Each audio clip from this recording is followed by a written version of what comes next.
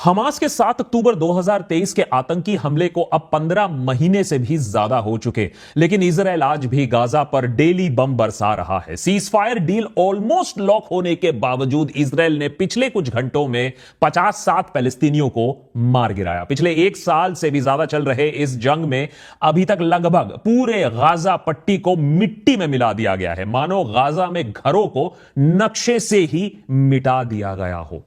Gaza में लगभग 20 लाख लोग बेघर हो चुके हैं। हर 3 महीने में इजरायली सोल्जर्स उन्हें नॉर्थ से साउथ फिर साउथ से नॉर्थ भेजते रहते हैं, लेकिन वापस आने वाले लोगों को घर तो उजड़े हुए ही मिलते हैं, जले हुए राख के टुकड़े ही मिलते हैं। लोग अपने घर को छोड़िए अपने मोहल्ले तक को पहचान नहीं पाते हैं। We just moved in 2 days before the fire. What were you able to get when you left? Nothing. Because you thought there's no way, right? I was working really hard. I'm a couples therapist, and I was like working. I didn't know, and I came out and I saw a fireball, and I had to get out immediately. ये गलियां, ये घर, ये मोहल्ला, वहां रहने वाले लोग, ये किसी के लिए भी किसी के जीवन में सबसे बेसिक एक रिक्वायरमेंट होता है, एक हिस्सा उनके जीवन का होता है।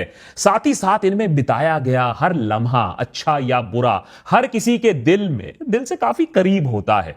लेकिन दुनिया को गाजा और उनके लोगों और उनके सेंटिमेंट से कोई लेना देना तो है नहीं। हर एक घर में कहीं ना कहीं अपनी एक कहानी होती है। किसी घर में किसी ने चलना सीखना होता है, किसी ने बोलना सीखा होता है, पास ही में कहीं वो स्कूल गया होता, दफ्तर होता, दुकान होती। इन्हीं स्कूल दफ्तर दुकानों में लोगों ने अपने सबसे करीबी दोस्त बना लिए होते। किसी ने इस घर में शायद शादी की होती, मोहल्ले के सारे लोग दावत में आए होते, हो सकता है किसी का पूरा परिवार, चाचा, मामा, बुआ, ताई, सब मोहल्ले के लोग वहां एकत्रित होते। लेकिन जंग के आग की वजह से ये लोग अपने घर, अपने मोहल्ले को छोड़ने पर मजबूर हो जाते हैं, और जब लौट के आते हैं तो ना वो घर रहता है, ना वो मोहल्ला, बस राख और यादें। How do you feel looking at this morning? I'm going to break down again. That's what I feel. This is our retirement. This is our nest egg. This is where we moved in when we got married. This is where our son was born. We had everything, like the sentimental things. Like my mom passed away. I had only a few things of hers left.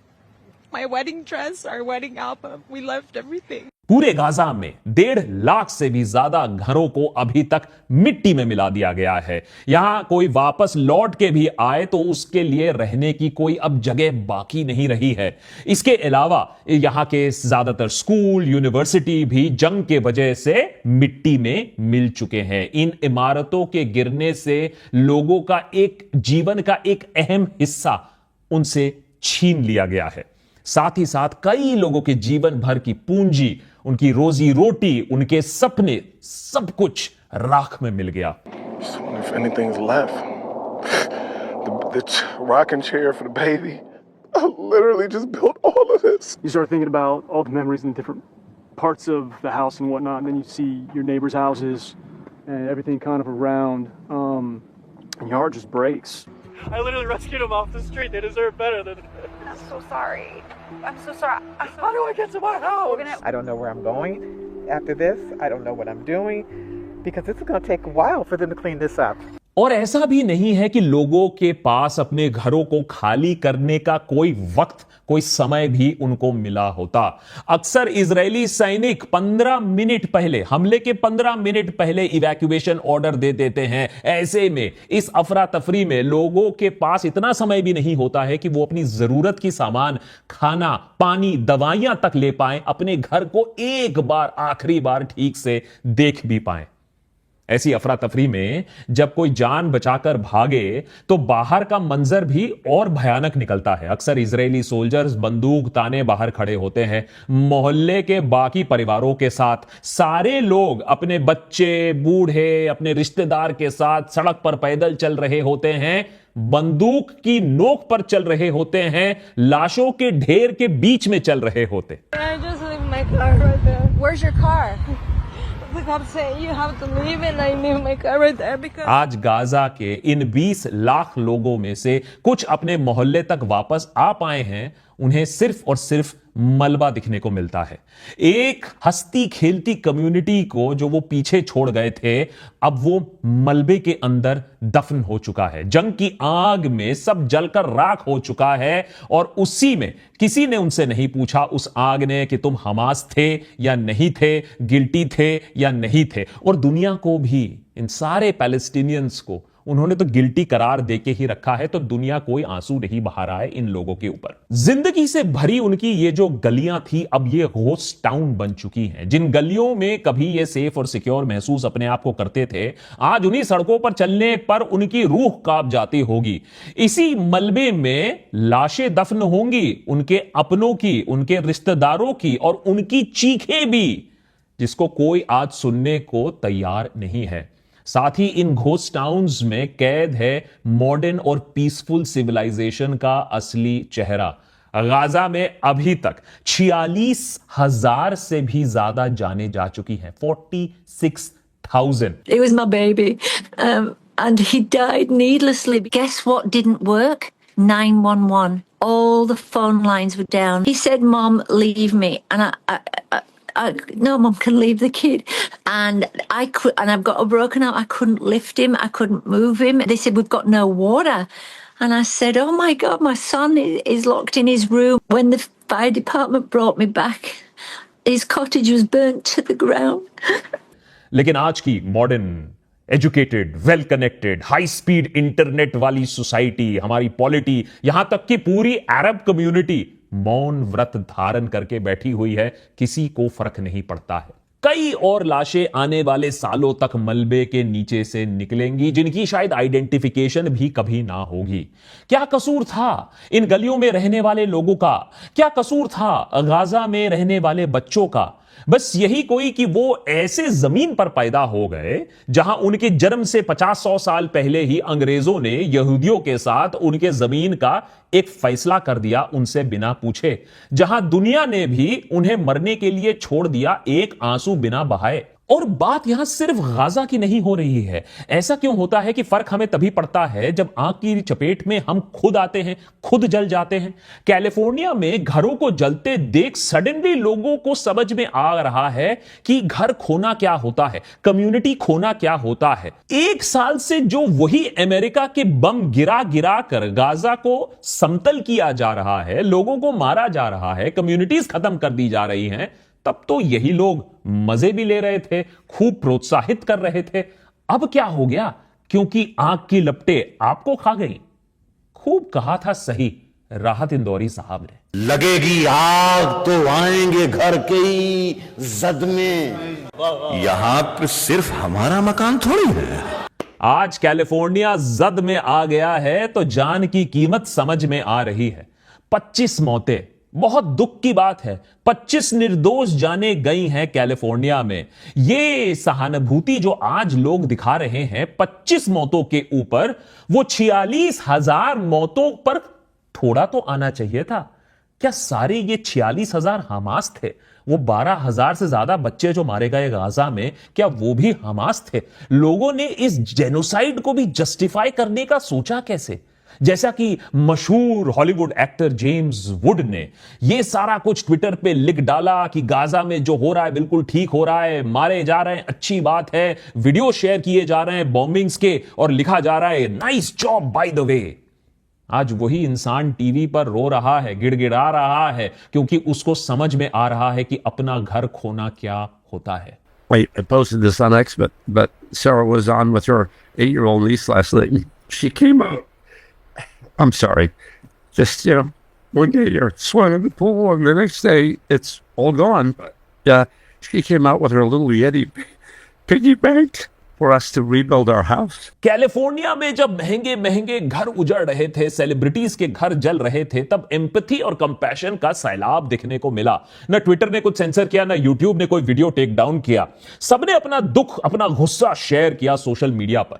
लेकिन वहीं अगर दुनिया के दूसरे हिस्से में दूसरों का घरों का नाश हो रहा हो, स्पेशली किसी धर्म, नस्ल या क्षेत्र विशेष लोगों का, तब किसी को तकलीफ नहीं होती है, तब हम इंकरेज करते हैं, तब हमें सैडिस्टिक मजा आता है। मौत का नंगा नाच हम देख रहे हैं पिछले 15 महीनों से, लेकिन तब तो हम ताली पीटते रहते हैं। भारत में भी बिल्कुल ऐसे ही सोच रखने वाले लोग आपको मिल जाएंगे। आए दिन सोशल मीडिया पर या आम जिंदगी में आपको ऐसे लोग मिल जाएंगे जो गाजा में इजराइल के एट्रोसिटीज को डिफेंड करते हुए आपको नजर आ जाएंगे। या इंडिया में भी जो इलीगल बुलडोजर एक्शन है उसके लिए भी ताली पीटते आपको दिख जाएंगे। इनको दूसरों के घर में लगी हुई आग से कोई फर्क नहीं पड़ता है, बस वही आग फैलकर उनके घर पे नहीं आनी चाहिए, जैसा कि जेम्स वुड जैसे लोगों के साथ हो गया जब आग घूमकर उन्हीं के घर तक पहुंच गई। लेकिन कोई खुद जैसा भी हो, हम कभी यह विश नहीं करेंगे कि किसी के साथ भी ऐसा हो, किसी का घर इस तरीके से जले, किसी की मौत इस तरीके से हो।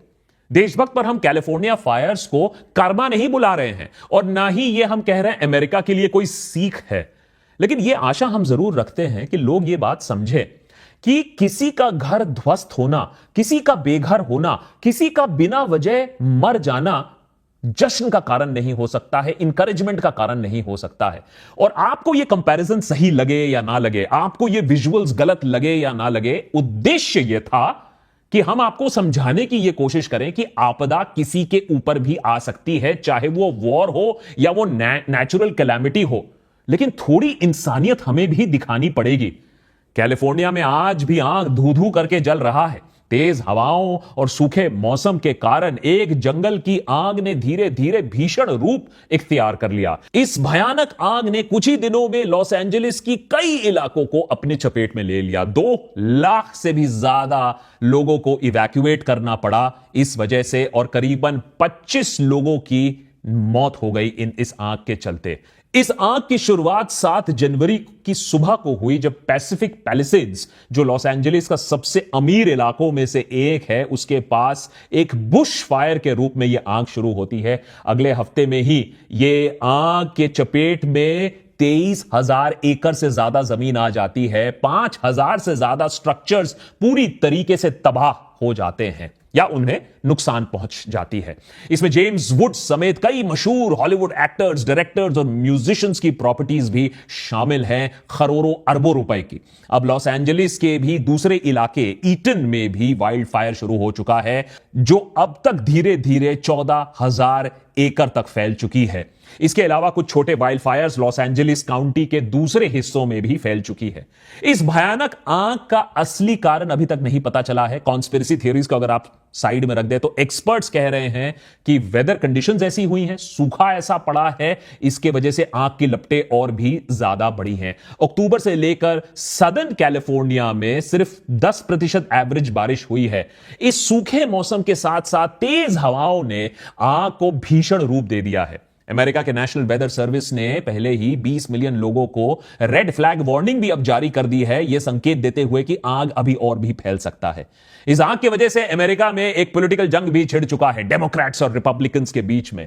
इस घोर संकट में भी तू मैं शुरू हो चुकी है, जिसे खुद president elect Donald Trump lead कर रहे हैं। पानी की कमी से लेकर लेस्बियन फायर चीफ के निकम्मेपन तक बहुत बड़ी आग लग चुकी है पॉलिटिकल फ्रंट में भी अमेरिका में।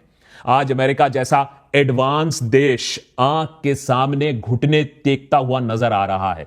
$250 बिलियन का नुकसान देखा जा रहा है। जो लोगों की जिंदगियां उजड़ गई सो अलग। कहा जा रहा है कि कई अमीर लोग भी अपने महंगे महंगे एक्सक्लूसिव घर वापस नहीं बना पाएंगे। बहुतों की इंश्योरेंस खत्म हो चुकी है। अब सोचो कि लाखों का क्या, जो गाजा में जिनके पास न कोई रेस्क्यू प्लान है, न फाइनेंसेस है, न मेडिकल अटेंशन है, न स्कूल है, न अस्पताल बचे हुए हैं। घर वापस बनाना तो दूर की बात है, ठंड के मारे बच्चे वहां मर रहे हैं। गाजा में सीज फायर की बातें अभी पक्की बस लग ही रही हैं, हो जाएंगी, लेकिन तब भी लोग मारे जा रहे हैं और दुनिया कड़ी निंदा तक नहीं कर पा रही है, 2 शब्द भी नहीं बोल पा रही है। लेकिन अगर सीज फायर पक्की हो जाती है अगले 1-2 दिन में, तो आपसे रिक्वेस्ट है कि जैसे कैलिफोर्निया की हालत देखकर आप शॉक हुए थे, जैसे लोगों ने कैलिफोर्निया का आग देखकर आंसू बहाया, वही 2 आंसू, बस 2 आंसू गाजा में चल रहे नरसंहार के लिए भी बहा दो। और यह आशा करो कि कैलिफोर्निया की तरह गाजा में भी जो निर्दोष हैं वो अब शायद एक सीज फायर के बाद अपनी जिंदगी राख में से फिर से बना पाए।